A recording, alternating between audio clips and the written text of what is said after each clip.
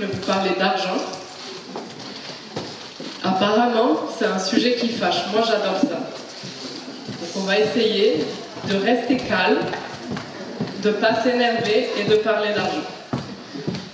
Qui a déjà souhaité un petit peu ne plus jamais avoir de problème d'argent dans sa vie?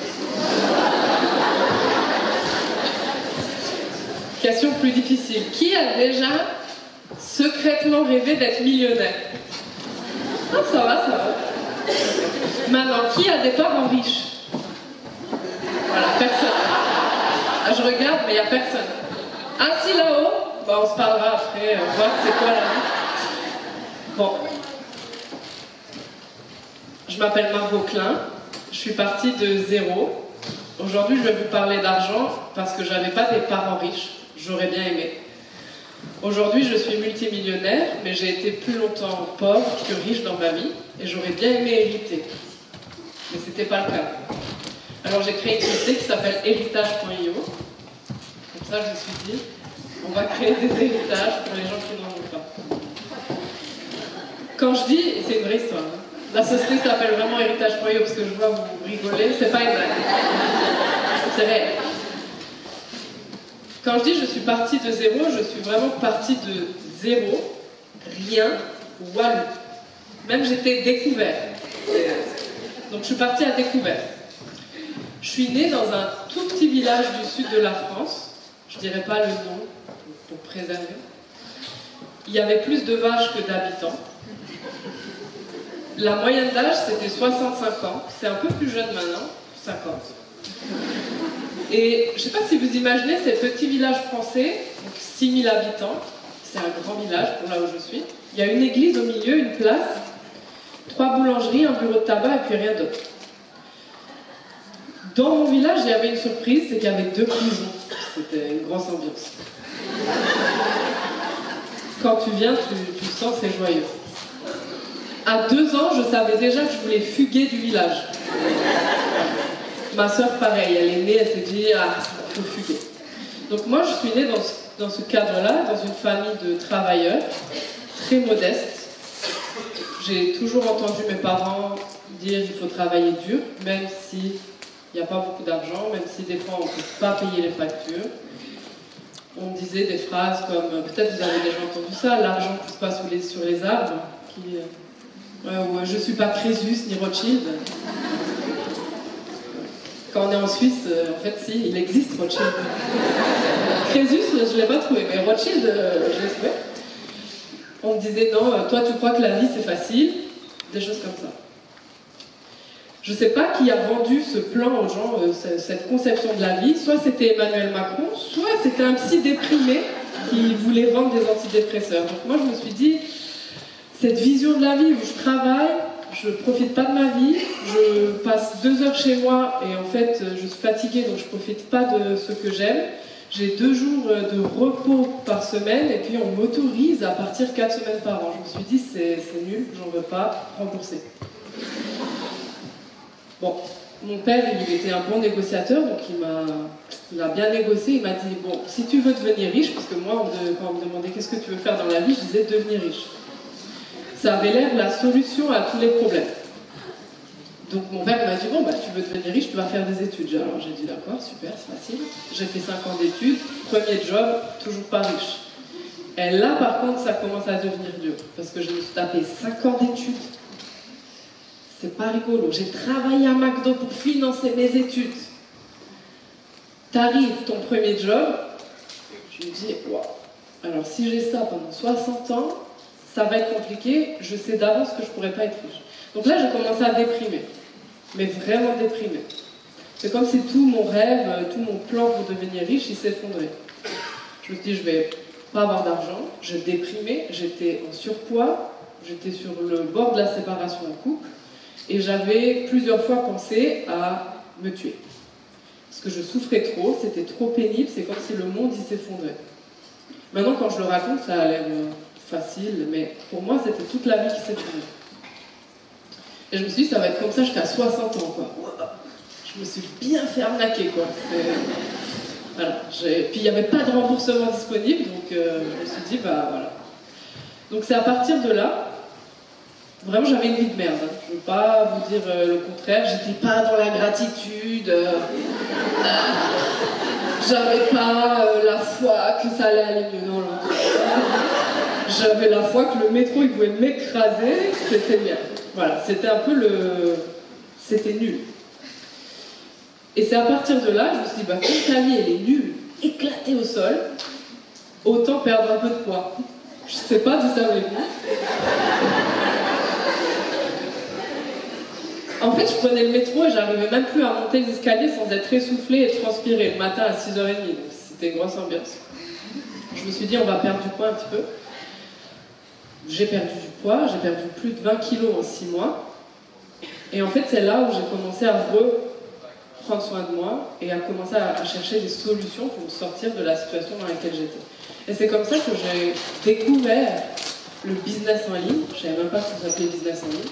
J'ai créé un site internet sur WordPress, tout moche, tout blanc, avec un vieux logo que j'avais pris sur un site gratuit. Il y avait encore marqué le site, là, vous savez, les petits bandeaux.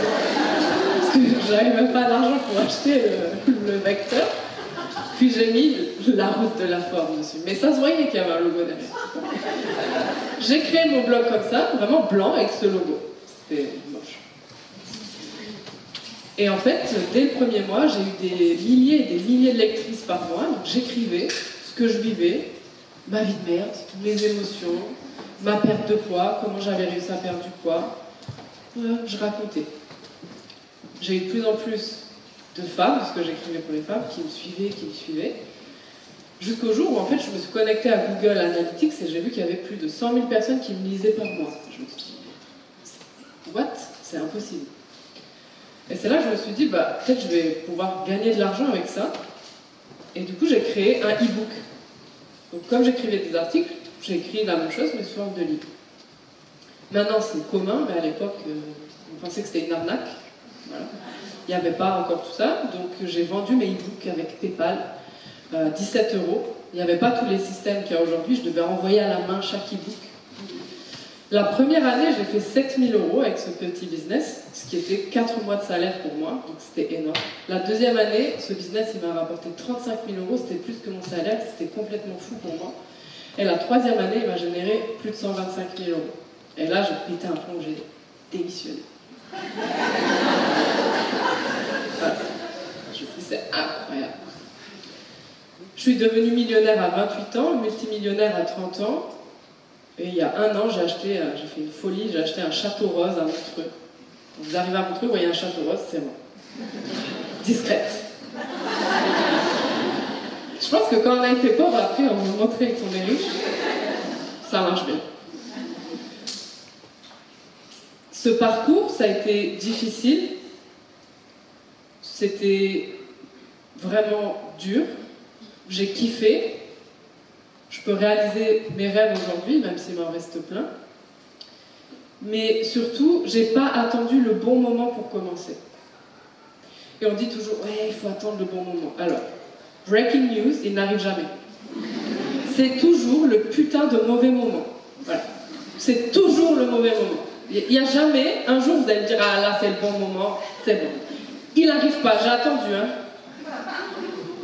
Il vient jamais, jamais.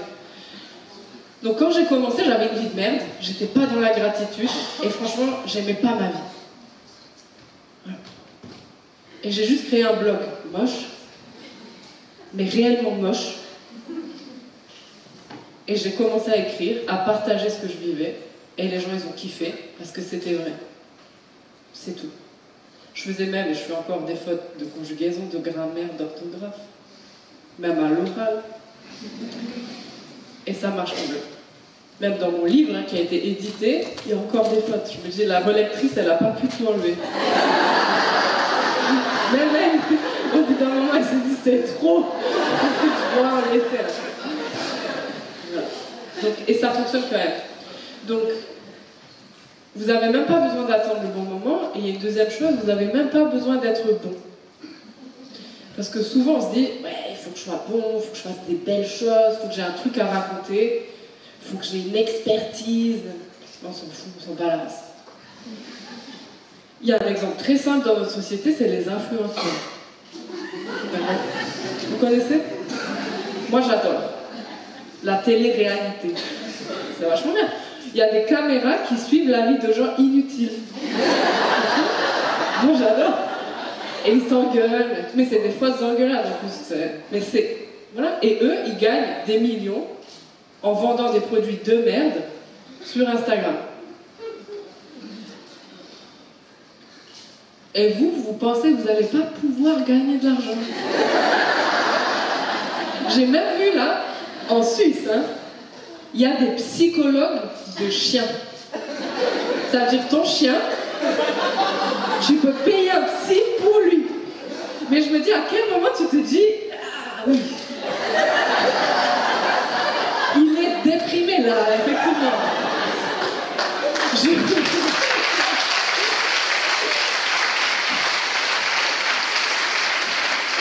me dis, qu'est-ce qui se passe?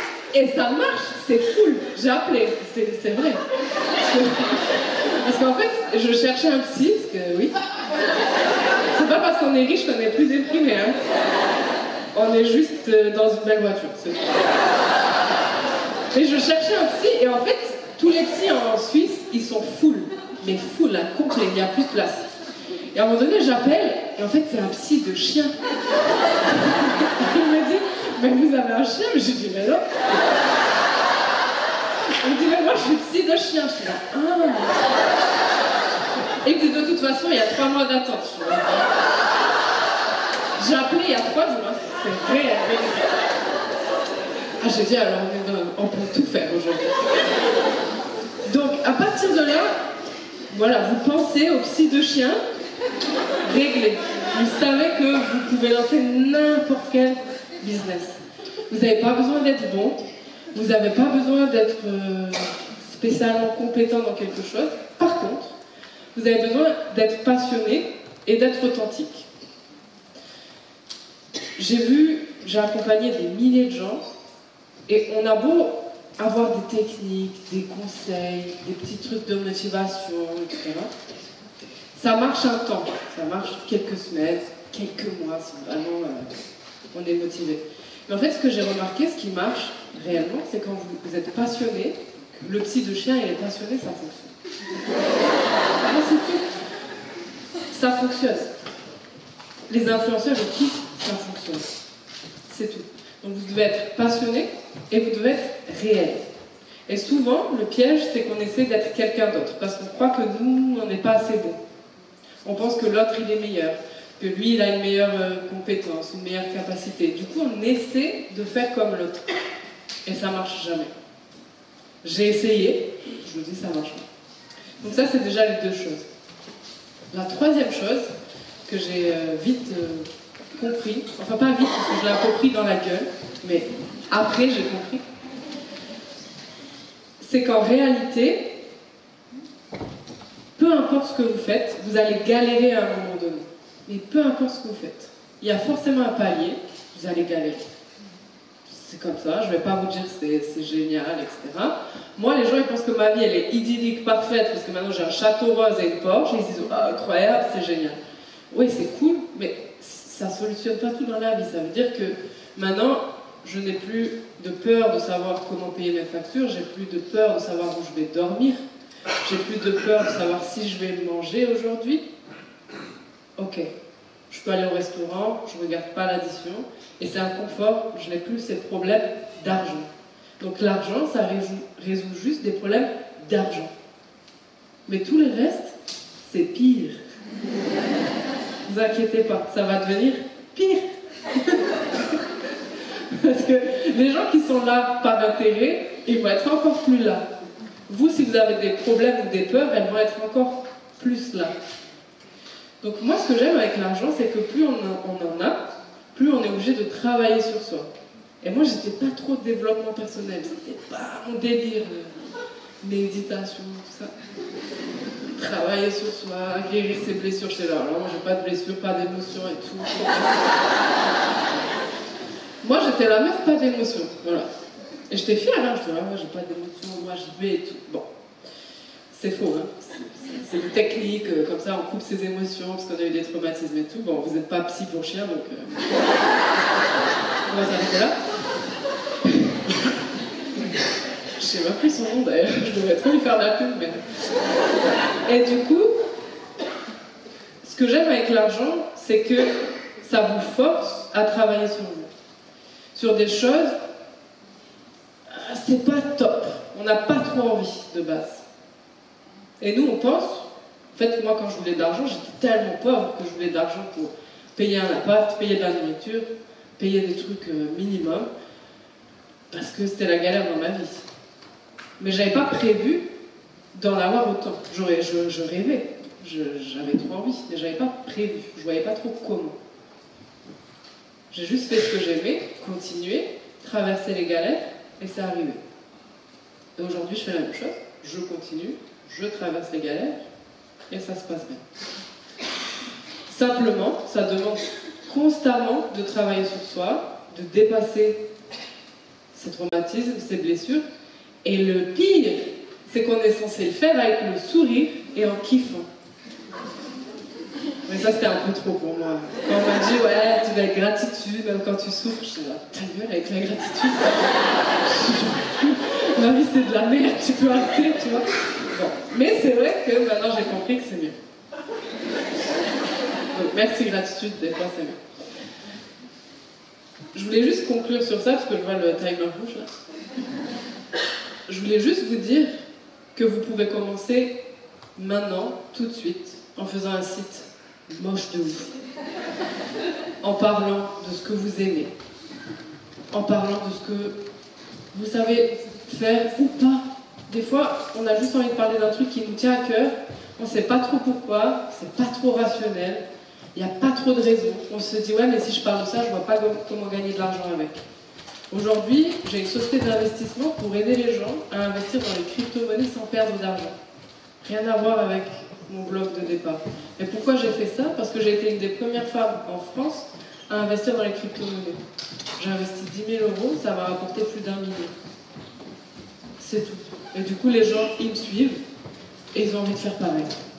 Voilà. Donc moi, en fait, mon seul job, c'est de vivre ma vie, de travailler sur moi et de le partager en étant authentique, ce qui n'est pas évident, et vulnérable. C'est tout.